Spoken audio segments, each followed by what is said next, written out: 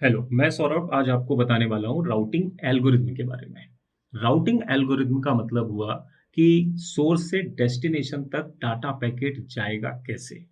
यहाँ पर एक पर्टिकुलर कोड यानी एक एल्गोरिदम वर्क करेगी और वो एल्गोरिदम ये बताएगी कि सोर्स से डेस्टिनेशन तक जितने भी डिवाइसेस या नोड्स लगे हुए हैं वो किस प्रकार से वहाँ तक ट्रेवल करके डाटा को पहुँचाता है। ये मेन काम होता है और साथ ही साथ इसमें ये भी बताना होता है कि कौन सा ऐसा रूट है जो बेस्ट रूट होगा उस पर्टिकुलर हमारे सोर्स से डेस्टिनेशन तक पहुँचने वाले डाटा के लिए।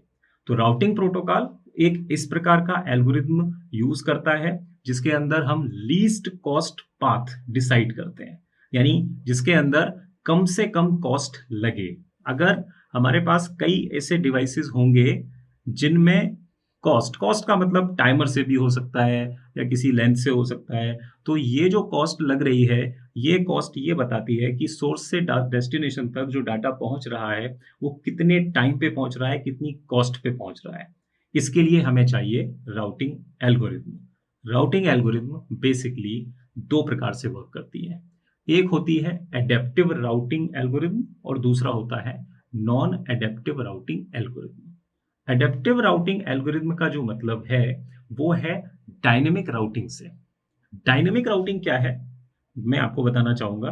डायनेमिक जिसमें पर्टिकुलर डिवाइस आपका खुद डिसीजन लेने के लिए तैयार हो। हमारे पास जो डिवाइस होंगे जिनके अंदर हमने प्रोग्राम लिखा होगा, जिनके अंदर हमने कॉन्फ़िगरेशंस की होंगे, राउटिंग की होगी, वो पर्टिकुलर डिवाइस ये डिसाइड करेगा कि कैसे हमारा डाटा पैकेट डेस्टिनेशन तक जाएगा। तो डायनेमिक राउटिंग कई प्रकार की होती है।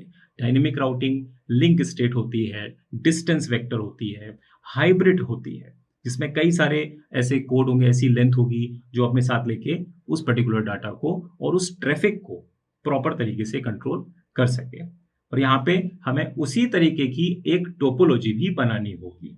वो टोपोलॉजी ये डिसाइड करती है कि हमारे पास कितने मैक्सिमम होप काउंट होंगे। होप का मतलब यहाँ राउटर से है यानी डिवाइस से। तो जितने ज्यादा होप होंगे, जितने ज्यादा डिवाइस होंगे, उनको वो उसी तरीके से यानी उसकी जो एक्चुअल अप्रोच है वो अपनी अप्रोच यहाँ पे तैयार रखेगी और उसके साथ में वो डेस्टिनेशन तक लेके जाएगी। दूसरी जो एल्गोरिथम है उसका नाम है नॉन एडेप्टिव एल्गोरिथम और ये काम करती है स्टैटिक राउटिंग पे। स्टैटिक राउटिंग का मतलब हुआ कि यहाँ पे काम करने वाला यानी कि जो डोमेन यूजर है, जो एडमिनिस्ट्रेटर है, जो उस पर्टिकुलर डिवाइस को कॉन्फ़िगर कर रहा है, वो ही व्यक्ति, वो ही यूजर ये डिसाइड करता है कि हमारा डेस्टिनेशन तक पहुंचने का जो काम है, डाटा को ले जाने का जो काम है, वो कैसे कंप्लीट होगा, वो कौन लेके जाएगा और किस रूट से जाएगा। क्योंकि हमारे पास रूट कई सारे हो सकते हैं। यहाँ पर जो हमारा कंप्यूटर लगा हुआ है, वो कंप्यूटर यहाँ लगे हुए कंप्यूटर से कम्युनिकेट करना चाहता है। ये दोनों डिवाइस आपस में कम्युनिकेट करना चाहते हैं।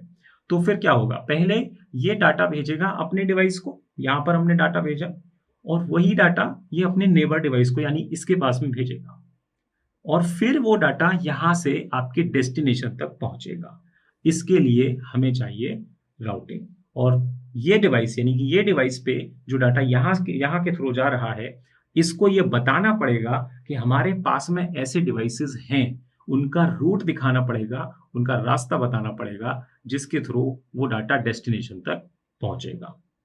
तो जो डिस्टेंस वेक्टर राउटिंग प्रोटोकॉल्स हैं उसके अंदर हम रिप को कॉन्फ़िगर करते हैं, ये सब डायनेमिक राउटिंग में होता है। इसी प्रकार से हम OSPF को कॉन्फ़िगर करते हैं जो हमारा लिंक स्टेट राउटिंग होता है। और हम एक EIGRP प्रोटोकॉल कॉन्फ़िगर करते हैं जो कि हाइब्रिड को काम करता है, यानी कि इसके अंदर ये दोनों प्रोटोकॉल के कॉन्फ़िगरेशंस और फीचर्स पाए जाते हैं।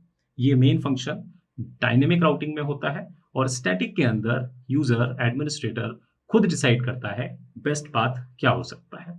तो हम ये कह सकते हैं कि अगर हमारे पास में छोटे नेटवर्क्स हैं जहाँ पे बहुत ज़्यादा डिवाइसेस नहीं लगे हैं, कम डिवाइसेस हैं, तो हमारे लिए स्टैटिक राउटिंग ज़्यादा अच्छी मानी जाती है। उसका कारण ये होता है कि वहाँ पर एडमिनिस्ट्रेटिव डिस्टेंस वैल्यू कम होती है।